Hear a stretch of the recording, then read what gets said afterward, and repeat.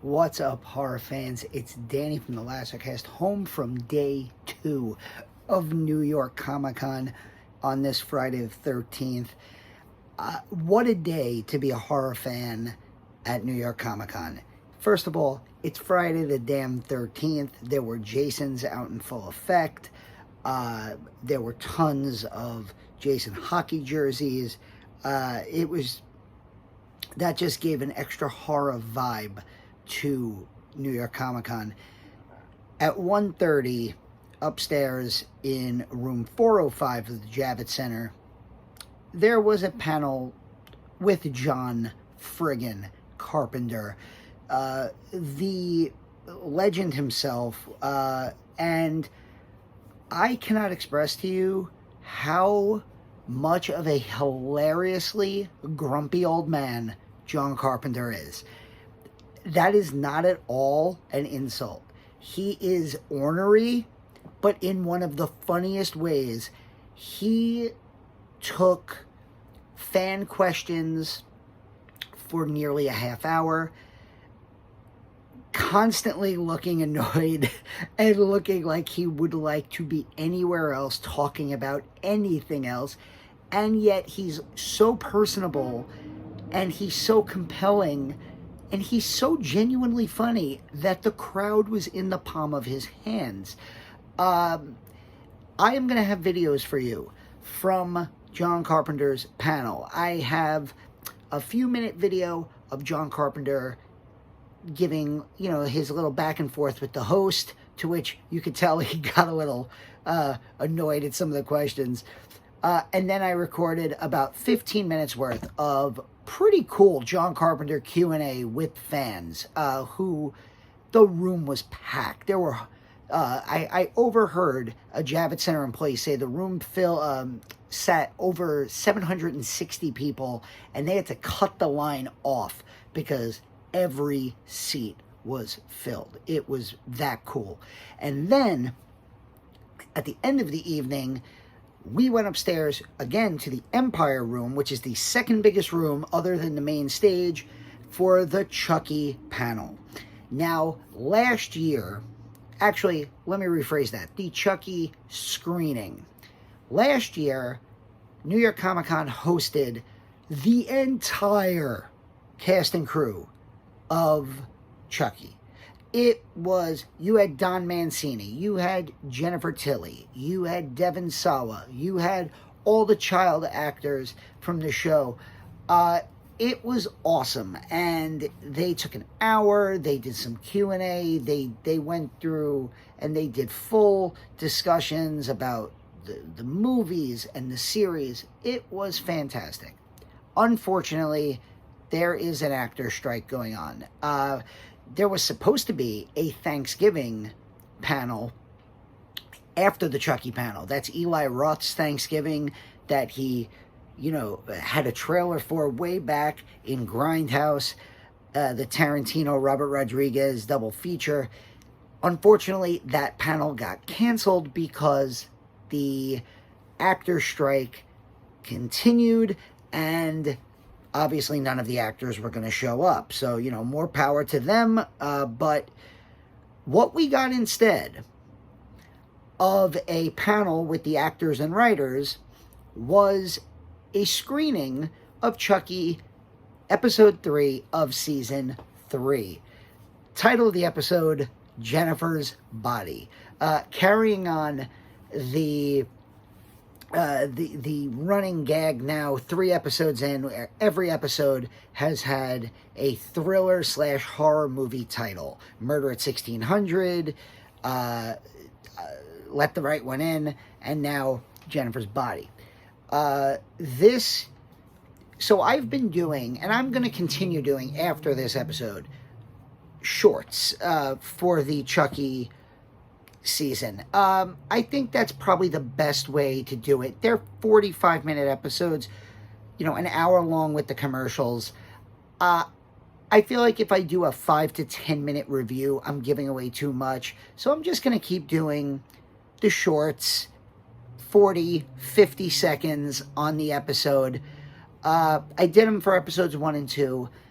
and I'm going to continue. But because we got an exclusive screening, and because this episode doesn't come out until next Wednesday, I'm going to give you a little more of a detailed description for this episode now, because it's fresh in my mind, and it was amazing. So, in my episode 2 review, I mentioned that there's one of my favorite kills of the entire Child's Play / Chucky universe. He slices the president's secretary's throat, and she spins around and she spins around, and the slit in her throat ends up becoming a near full decapitation. Just an epic kill. They outdid that in the before the credits even friggin' rolled in this episode. I am not going to give you the spoilers for what happens, but what I will tell you is that there is a guest star, and that guest star gets maybe the goriest death in Chucky history. Like, the crowd of probably over 1,000. If room 405 at the Javits Center holds 760, there were probably another between 500 and 1,000 people in the Chucky screening. People were audibly gasping, yelling, screaming, laughing. It was the most over-the-top, gory death in Chucky history, hands down. My friend's husband was like screaming. It was fucking awesome. And the episode just got better from there. Chucky and Caroline, that is Lexi's little sister, he is basically grooming her to be the new serial killer, to be a new serial killer. And in a little bit, and we find out this entire episode takes place in flashbacks. We're not at the White House yet. We go back to January of last year, where Caroline and Chucky escaped from Nica. We get Jennifer Tilly is on trial for the hundreds of murders that she's committed, whether it was her or Tiffany possessing Jennifer Tilly. Jennifer Tilly's body, hence the title, has killed over 100 people, and she is on trial. Nica is there. All the kids, Jake, Devin, and Lexi all take the stand against her to try to get her basically put away forever. And at the same time, it keeps going back to Chucky and Caroline. In episode 2, there is this, Chucky keeps bringing up, he kills 2 people in that episode, plus the Secret Service agent in the first episode, and he goes 2 down, 4 to go, 3 down, 3 to go, and you're kind of like, what's he counting? Why is he counting to 6? We find out in this episode, Chucky is aging. Really funny stuff, really cool dialogue. Again, not going to spoil it, but Chucky is aging, and the only thing that can stop him from aging and dying, pretty much, is he needs to reclaim Damballa, he needs to kill 6 people for Damballa as sacrifices. And he needs to do it in the most evil possible way. So there's this hilarious scene where him and Caroline go to the Amityville house in Amityville, Long Island, and kill a bunch of people. But it turns out it's not evil enough. And we eventually get to the end of the episode where that's what gets Chucky to the White House. Because what house in America has contributed to the most deaths in the world? It's the White House. Think about the decisions made there, right? The decision made to drop the atomic bomb, the decisions made to declare war, whether it was the Civil War where hundreds of thousands of Americans died, or the two world wars. All of these decisions that led to people dying came from the White House, which Chucky declares it the most evil house in America. And so 6 people need to die in the White House, and hence that's our countdown. It was great getting to see, after these first 2 episodes of like this new plot with President Collins, played by Devon Sawa, and his wife, and Gil Bellows showing up in episode 2 as this new, weird, crazy Secret Service agent. It was great to go back to our Chucky family. We got to see Jennifer Tilly. We got to see Alex Vincent. We got to see Fiona Dourif in this episode. So it was really nice to get to see those vestiges of Chucky past that had gotten us through seasons 1 and 2.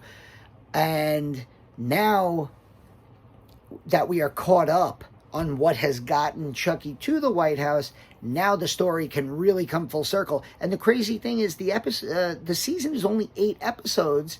So getting the sneak peek at this episode makes episode 4, the Halloween episode, the mid-season finale. So we're almost halfway done with Chucky season 3. Episode 3, easily my favorite episode of the season because of those things. We get to see, those old faces that we love, the Jennifer Tillys, the Fiona Dourifs, Alex Vincent. We get to see them again. We get some hilarious dialogue in this episode, and we get, and I am not making this, I am not being hyperbolic when I say that there is a death in this episode that is the most disgusting, gory death that Chucky has ever done. It's fantastic. So, a great day of horror at New York Comic Con, day 2, on Friday the 13th. John Carpenter, Chucky, just a wonderful day. And there's more. I'm going back to New York Comic Con days 3 and 4 over the weekend, bringing my daughter. Speaking of Chucky, my daughter decided this year that her costumes are going to be both Chucky and Tiffany. So tomorrow, Saturday, she will be wearing her Chucky costume, and on Sunday, she will be wearing her Tiffany costume. And then for the rest of the month, we'll be alternating at every different Halloween festivity that we do. So this has been Danny from the Lassercast. I am exhausted. I am going to go to sleep so that I could wake up and do this all over again tomorrow. I love New York Comic Con. I love horror. I love Chucky. I love John Carpenter. I just fucking love it all. How are you feeling about Chucky season 3 so far? What's your favorite John Carpenter movie? What's your favorite Friday the 13th movie? Let me know all of that good stuff. Were you at New York Comic Con? Let me know. And I'll talk to you again tomorrow.